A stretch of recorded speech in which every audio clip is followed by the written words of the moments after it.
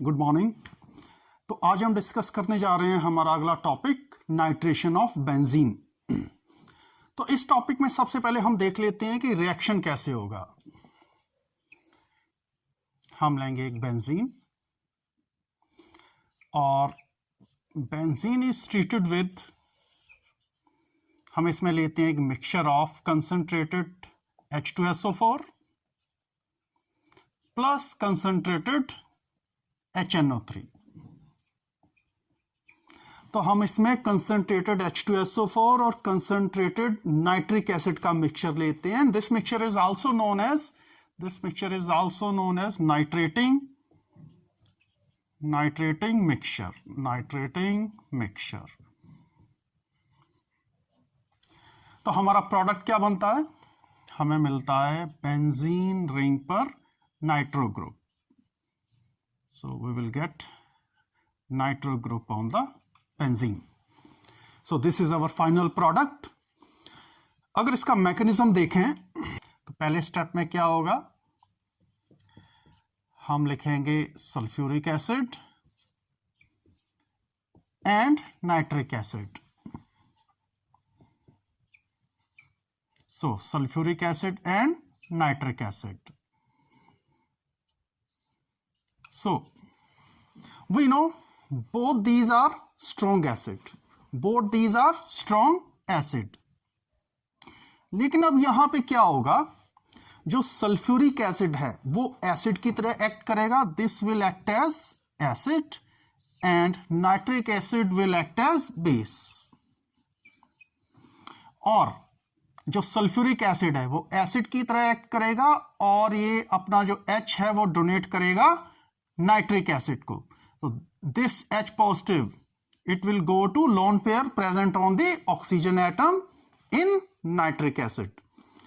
तो क्या मिलेगा हमें? इससे हमें मिलेगा, एक तो हमें मिल जाएगा HSO4 नेगेटिव प्लस ये वाला जो H है ये इस ऑक्सीजन के साथ अटैच हो जाएगा and we will get H2O positive and इसके साथ लगे हैं NO पर माइनस चार्ज, N पर positive charge and double bond O। अब देखिए नेक्स्ट स्टेप में क्या होगा, यहां से जो वाटर है वो रिमूव हो जाएगा, वाटर विल बी रिमूव्ड और हमें क्या मिलेगा, हमें मिलेगा N डबल बॉन्ड O। यहां पर एक पॉजिटिव चार्ज पहले था, एक पॉजिटिव चार्ज और आ जाएगा और यहां पर हमारे पास नेगेटिव चार्ज मौजूद है। और इसे हम क्या लिख सकते हैं, इसे हम लिख सकते हैं NO2 positive.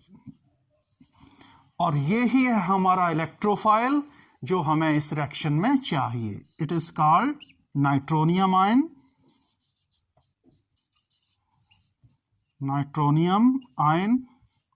and it will act as electrophile.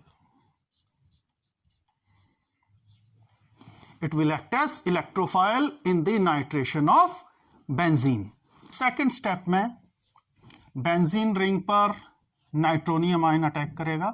तो हम इस तरीके से लिख लेते हैं, यहां पर हम H दिखा देते हैं और it will be attacked by nitronium ion. तो इस तरीके से हम शो करते हैं।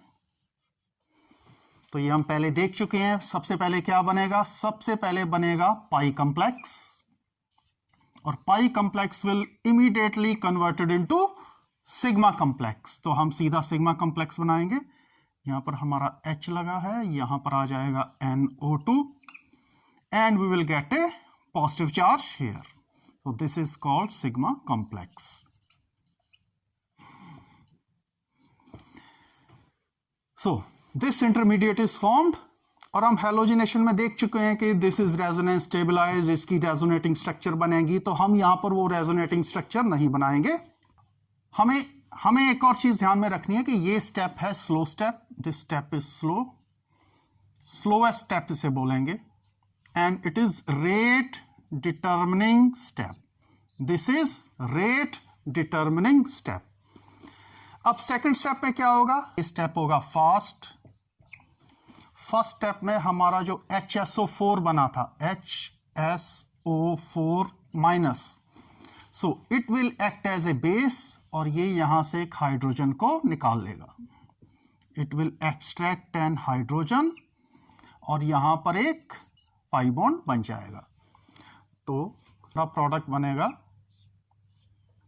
we will get substituted benzene as a product और इसमें बेंजीन रिंग के ऊपर हमारा नाइट्रो ग्रुप लग जाएगा और साथ में हमें मिल जाएगा H2SO4. तो इसका मतलब है कि H2SO4 इस रिएक्शन में किसका काम कर रहा है? कैटालिस्ट का काम कर रहा है. तो इस तरीके से ये रिएक्शन होगा. First step will be slow and rate determining step, and second step कौन सा स्टेप? जिसमें हाइड्रोजन का H पॉजिटिव का रिमूवल हो रहा है, that step will be A fast step. और रिएक्शन का जो रेट है वो किस पे डिपेंड करता है? स्लोएस्ट स्टेप पे. इसी वजह से हम उसे बोलते हैं रेट डिटर्मिनिंग स्टेप. तो अब इस रिएक्शन के कुछ मेन पॉइंट्स लिख लेते हैं हम. कौन से रिएजेंट हम यूज करेंगे इस रिएक्शन में? तो जैसा कि हमने सबसे पहले देखा, we can use a mixture of concentrated H2SO4 and concentrated HNO3. इन दोनों का मिक्सचर हम यूज कर सकते हैं. This is most commonly used reagent for this reaction and it is called nitrating mixture. It is called nitrating mixture और acidic mixture. इसके अलावा हम क्या यूज कर सकते हैं? इसके अलावा हम यूज कर सकते हैं N2O5. N2O5 में we have NO2 positive and NO3 negative. N2O5 में NO2 पॉजिटिव और NO3 नेगेटिव प्रेजेंट होते हैं और NO2 पॉजिटिव जो है वो हमारे लिए इलेक्ट्रोफाइल का काम करता है. NO2 positive acts as electrophile.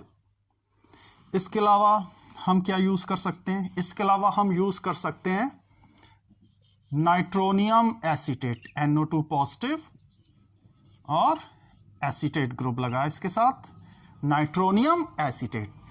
It can also be used as reagent in this reaction. So, these are the reagent which we can use in this reaction. Next point is kinetic isotopic effect is not observed in halogenation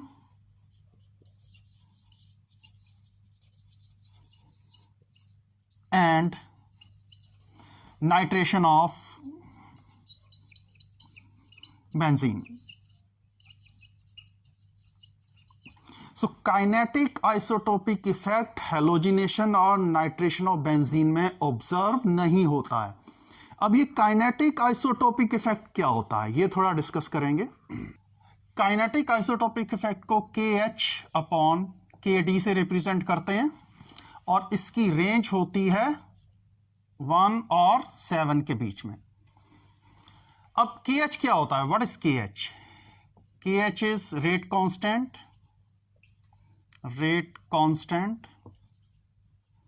when hydrogen is removed. Hydrogen is removed and KD is rate constant when D is removed. तो ये क्या होता है kinetic isotopic effect? जैसा कि हमने इस reaction में देखा, हमारे सेकंड स्टेप में H पॉजिटिव इज रिमूव्ड.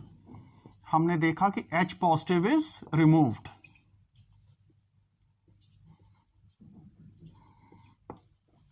तो ऐसा कोई भी रिएक्शन जिसमें किसी स्टेप में H पॉजिटिव या H नेगेटिव या H रेडिकल या हाइड्रोजन रिमूव हो रही हो, उस रिएक्शन में अगर हम हाइड्रोजन को D से रिप्लेस कर दें, D क्या है? ड्यूटेरियम, हाइड्रोजन का आइसोटोप, तो हमारे रेट पे क्या इफेक्ट पड़ेगा? तो देखिए, अगर तो रेट पे इफेक्ट पड़ रहा है, इसका मतलब है कि हमारा जो हाइड्रोजन रिमूवल वाला जो स्टेप है that is rate determining step, which means it is slowest step, slowest step. फिर दोहराता हूं मैं, अगर हाइड्रोजन को ड्यूटेरियम से रिप्लेस करने पर हमारे रेट ऑफ रिएक्शन पे असर पड़ रहा है, इसका मतलब है हाइड्रोजन रिमूवल वाला जो स्टेप है that is rate determining step, या हम कहें कि स्लोएस्ट स्टेप। और अगर ऑफ रिएक्शन पे असर नहीं पड़ रहा है, इसका मतलब है कि जो हाइड्रोजन रिमूवल वाला स्टेप है that is a fast step, fast step. देखिए, फास्ट स्टेप में अगर हम कुछ भी चेंज करें तो उसका रेट ऑफ रिएक्शन पे असर नहीं पड़ता है, लेकिन स्लोएस्ट स्टेप में अगर हम कुछ चेंज करेंगे तो that affects the rate of reaction. अब देखिए, जो हमने अभी रिएक्शन स्टडी किया उसमें जो हाइड्रोजन रिमूवल वाला जो पार्ट था जिसमें H पॉजिटिव रिमूव हो रहा था, that was a fast step, fast step. तो अगर हम इस रिएक्शन में हाइड्रोजन की जगह ड्यूटेरियम ले लेंगे तो हमारे रिएक्शन पे कोई भी इफेक्ट नहीं पड़ेगा, no effect on reaction rate.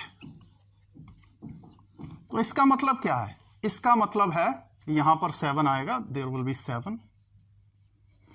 तो इसका मतलब क्या है? इस रिएक्शन में KH अपॉन KD की वैल्यू कितनी आएगी? 1।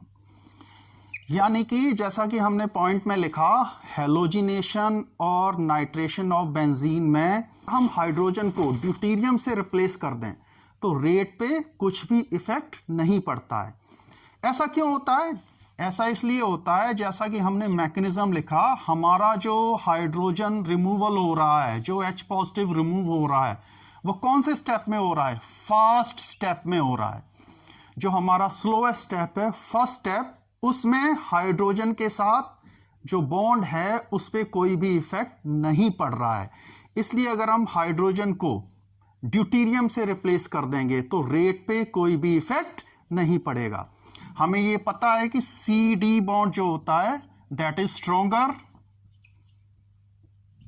Stronger than CH bond. तो इसका मतलब है जो काइनेटिक आइसोटोपिक इफेक्ट है, it is kinetic isotopic effect is not observed in halogenation and nitration of benzene। अब इसको एक एग्जांपल लिख के हम समझते हैं। पहले हम सिंपल बेंजीन ले लेते हैं और उसमें हम नाइट्रेशन दिखाते हैं। तो बेंजीन में हम हाइड्रोजन इस तरीके से दिखा देंगे, दीज आर हाइड्रोजन्स, और इस पे हम दिखाएंगे अटैक ऑफ NO2 पॉजिटिव। इस पे अटैक होगा, कौन सा स्टेप होगा? RDS होगा, RDS होगा, स्लो स्टेप होगा, और अटैक होगा NO2 पॉजिटिव का। And we can show attack like this. So क्या बनेगा हमारा? सबसे पहले देखिए, स्लो स्टेप में we will get sigma complex, तो यहां पर हमारा NO2 अटैच हो जाएगा and we will get double bond and positive charge here. So this is the sigma complex which we will get. अब देखिए, स्लो स्टेप में कार्बन और हाइड्रोजन बॉन्ड के साथ कुछ नहीं हुआ है। Carbon hydrogen bond is not involved in this slow step. अब नेक्स्ट जो स्टेप होगा, इसके बाद एक फास्ट स्टेप होगा। फास्ट स्टेप में HSO4 यहां से हाइड्रोजन को एक्सट्रैक्ट करेगा और हमें हमारा प्रोडक्ट मिल जाएगा विच विल बी नाइट्रोबेंजीन। तो हम इस तरीके से दिखाएंगे NO2। देखिए, कार्बन हाइड्रोजन बॉन्ड जो है वो एक फास्ट स्टेप में टूट रहा है, जबकि स्लो स्टेप में carbon and hydrogen bond is not involved. तो इसके रेट को हम लिख लेते हैं R1। अब हम यही रिएक्शन करते हैं दोबारा और उसमें हाइड्रोजन को रिप्लेस कर देते हैं हम ड्यूटेरियम से, और इस केस में हम देखते हैं किस तरीके से ये रिएक्शन होगा। First step will be slow step, electrophile attack करेगा, इसको हम R2 लिख देते हैं, RDS होगा ये, दिस विल बी RDS। तो उसी तरीके से अटैक होगा। सबसे पहले कॉम्प्लेक्स बनेगा, complex will be form, double bond positive, we will get D and we will get NO2। बाकी जगह पर भी हम D अटैच कर देंगे और यहां पर भी हमारा D आ जाएगा। अब देखिए, द ब्रेकिंग ऑफ CH और CD bond is not involve in the rate determining step, it is involve in the step which is fast step.